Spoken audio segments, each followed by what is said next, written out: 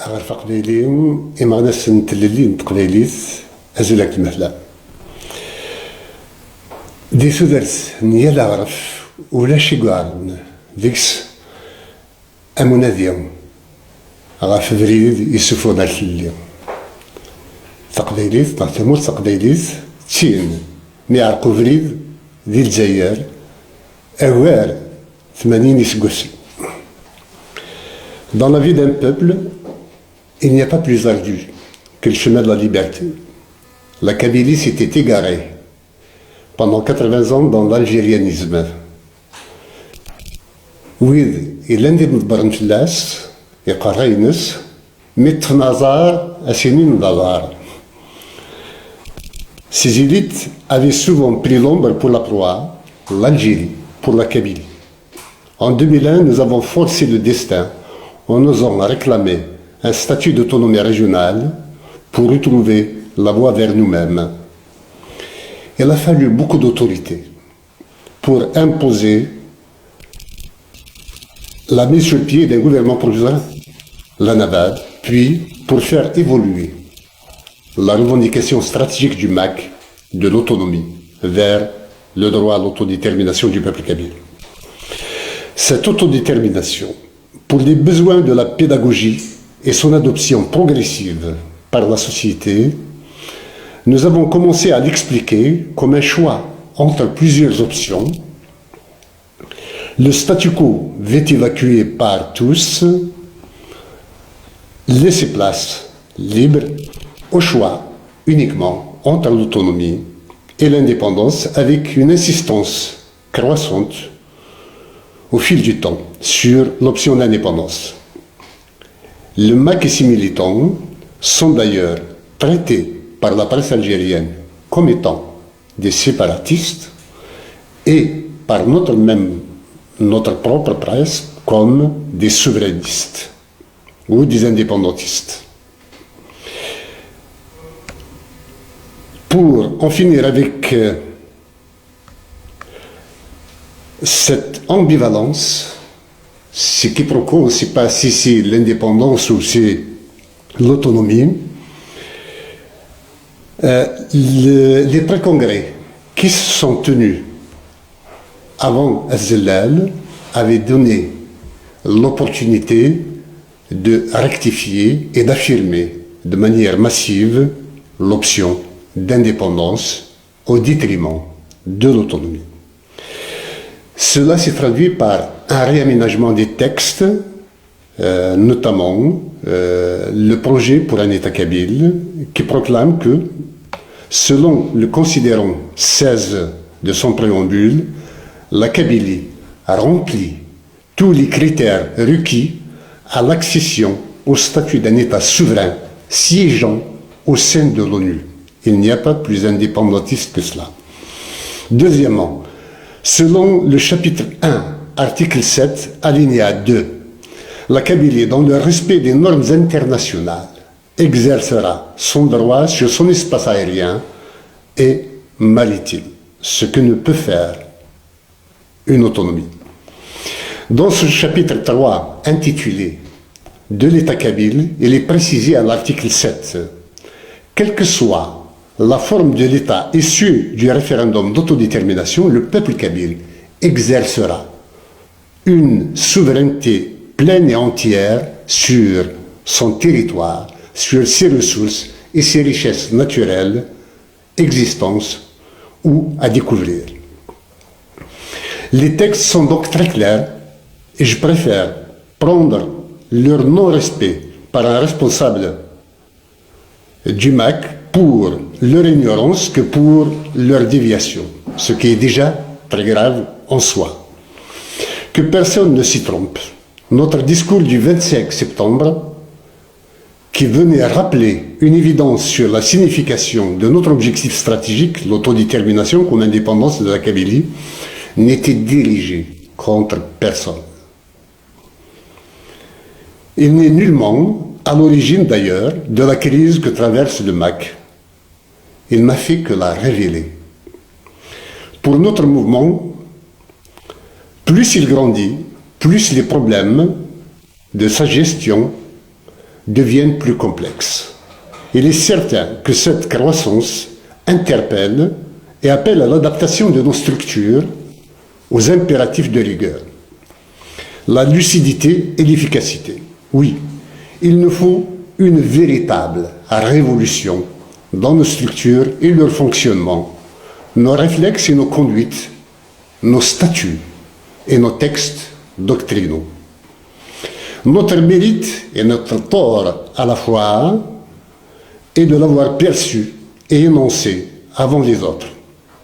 Attendre que d'autres nous le signifient aurait été une faute de notre part. Être en avance sur son temps et son monde est le propre de ceux qui reconfigurent celui-ci dans le sens des intérêts suprêmes, aussi bien de leur nation que de celui des intérêts de l'humanité. Faire émerger sur la scène internationale une Kabylie indépendante, c'est commencer à rétablir le monde sur des bases saines, à rebâtir le monde sur des bases saines pour un avenir de paix et de prospérité, aussi bien pour l'ensemble méditerranéen que pour tous les continents que la colonisation, décolonisation a transformés en zone de conflits meurtriers permanents. Pour aborder la nouvelle étape qu'affronte le MAC, oui, des transformations révolutionnaires au sein de nos rangs sont impératives. Et je suis déterminé à les réaliser. Le devoir de réussite nous y oblige. Nous ne sommes pas des Catalans, des Écossais ou des Flamands qui sont opposés à des pouvoirs démocratiques.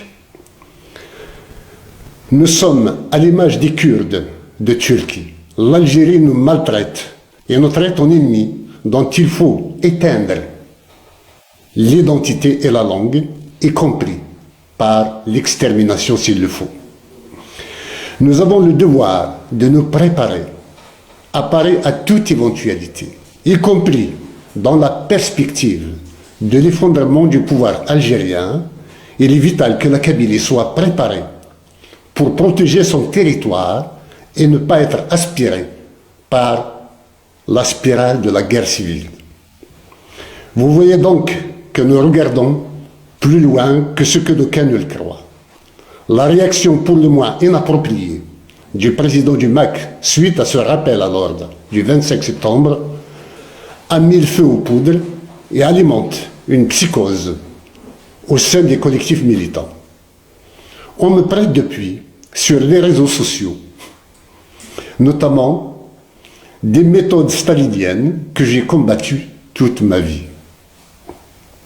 C'était De Gaulle qui disait « Pourquoi voudriez-vous qu'à 73 ans, je devienne un dictateur ?»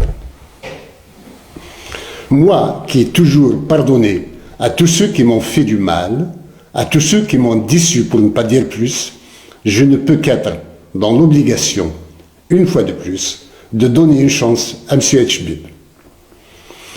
Il a fait du bon travail jusqu'ici. C'est la première fois qu'il trébuche. J'ai confiance en lui.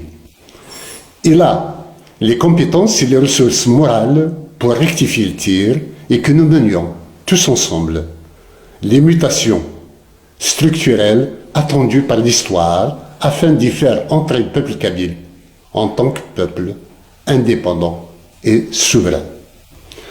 À cet effet, je remercie toutes celles et tous ceux qui ont appelé à la sagesse en sa faveur. Je ne les décevrai pas. Je reste ferme sur les principes. Si ces transformations lui sont impossibles, qu'ils le disent. J'appelle les militants et les militantes à l'unité et à la cohésion. L'unité des rangs et la discipline du sein du MAC sont les meilleures conditions pour que le peuple kabyle ait confiance en lui-même et en nous, en tant que MAC et en tant que dirigeant. C'est Aristote qui disait que sans la discipline, il n'y a pas de liberté. Les approches informelles du pouvoir algérien, s'ils s'avèrent authentiques, sont formellement rejetées de ma part. le pouvoir colonial algérien a eu raison des Arches, la presse algérienne les appelait les Harouches, en leur faisant croire qu'il allait ou qu'il était en train de négocier avec eux. Le MAC n'est pas né de la dernière pluie. Il n'y aura de négociation que sur les modalités d'indépendance de la Kabylie.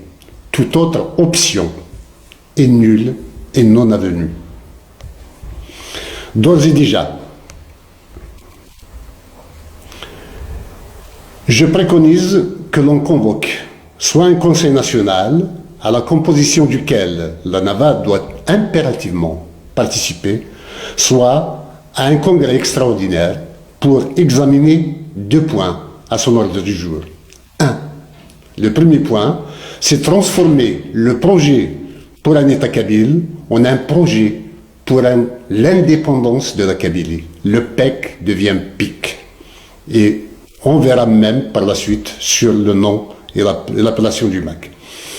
Deuxièmement, mettre un terme au bicéphalisme qui vient d'atteindre ses limites durant cette crise. Il faut un seul président, que ce soit moi ou quelqu'un d'autre, pour diriger l'ensemble Macanavad. Il aura l'attitude à nommer le secrétaire général parmi les membres du Conseil national.